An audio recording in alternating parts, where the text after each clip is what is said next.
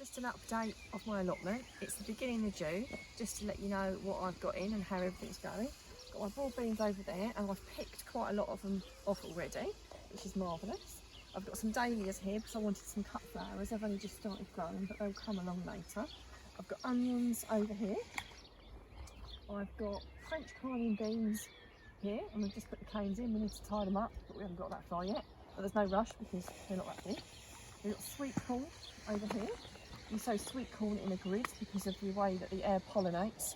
If you did it in a row, then they wouldn't pollinate each other, so you must do them in a square because they pollinate each other when the wind blows. You move over here, I've put some kale. Got a bit more kale to put in, but I've just started. I cover it because of the butterflies. They'll lay their eggs on it, and then the caterpillars will eat the kale, and I don't want that. If you move over here, I have two types of lettuce. This is cut and come again lettuce that you can just pick, and it just keeps coming, and that's looking really good. I could probably pick some little leaves now if I wanted to. I've got parsnips in here, and they've just started to germinate. There's very odd ones that are coming through. They take a lot longer to germinate, that is normal. And then as we move on, I've got some beetroot, multicoloured beetroots through there. And then I've got radishes and turnips that I've got there. I've also got some spring onions that are coming along nicely, and some bright lights chard, which is basically multicoloured chard, which is really lovely. So you can eat that in salad, or you can eat it like spinach. I've got some cabbages over here that I've got covered for the same reason I have covered for the kale. I've got all the potatoes up here that are coming along nicely. So hopefully maybe another month and I can start digging my own potatoes. As we turn around, I've got various types of squash, pumpkin and courgette. To name a few, I've got Turk's turvy. I've got a traditional pumpkin that you would get in a supermarket. I've got table queen. I've got something called dumpling, honey bear, black beauty courgette, lungo, and some like little scallop ones that look like little flying saucers, which are really lovely. As we move up, the strawberries that we planted in April are looking absolutely fantastic. They're starting to ripen. I've got a net over it so the birds don't get it. So I've tried a couple already and they taste absolutely divine. Got some carrots growing just in that tub at the back. The black currants are coming along nicely, and hopefully another month or two and they will start to ripen. We've also got gooseberries, which won't be long, and I can pick those off.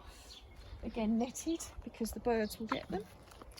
As we move over, I've got blackberries, loads and loads of bloom on there, so there's going to be absolutely tons of blackberries. The cherry tree there. I've got raspberries, again they're starting to come along, so another month or so, oh, a bit prickly, we will have raspberries, and the other trees as well. The apple tree and the plum tree are all in there, and they're doing really well. We move up, the pear tree, it's got some little pears on it, you can see, which is marvellous. The rhubarb is growing madly, like it always is. So I've made jam already this year, and I intend to make some chutney, which is really gorgeous.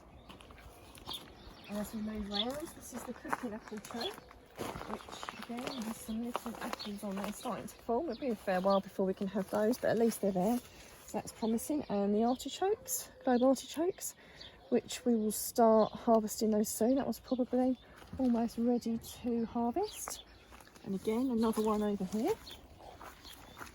So as the leaves just start to come away from the globe, that's signs that it's time to harvest that. If you let it go any further, then the heart will go tough. So I shall be cutting that tomorrow.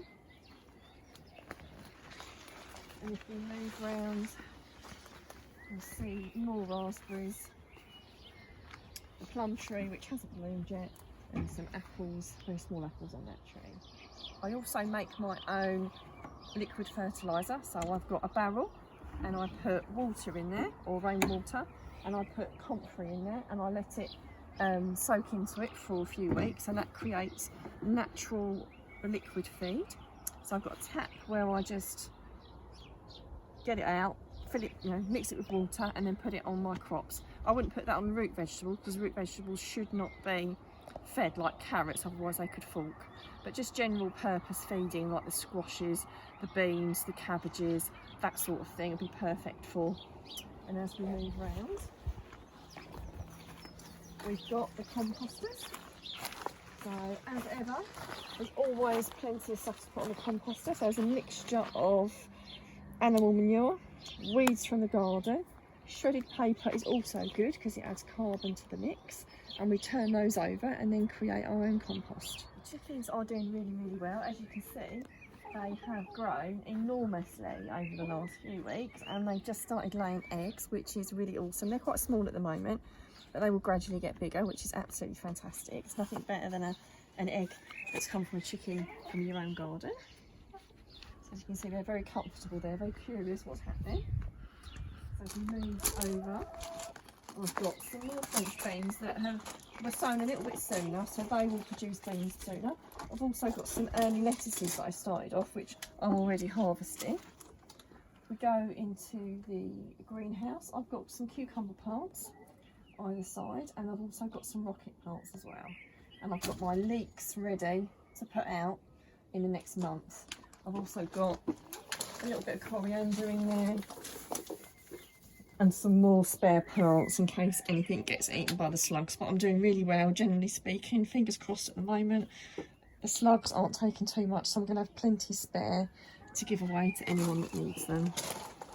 We had a spare couple of potatoes, and rather than waste it, we popped it in a sack. So hopefully they'll be ready before all the others are. I've got some aubergines in that little tub there. And also my tomatoes are coming along really well. Starting to get a little bit of bloom on them. I've got some parsley, a couple of bits of parsley and some rocket. And as we move over, I've got this covered. These are my mange toes, and they're doing really well underneath. Let's put those down. I have to pop this bit of enviromesh over, because if I don't, the birds will have them, basically. But they look really pretty, and all these little flowers will turn into mange toes, which will be absolutely gorgeous.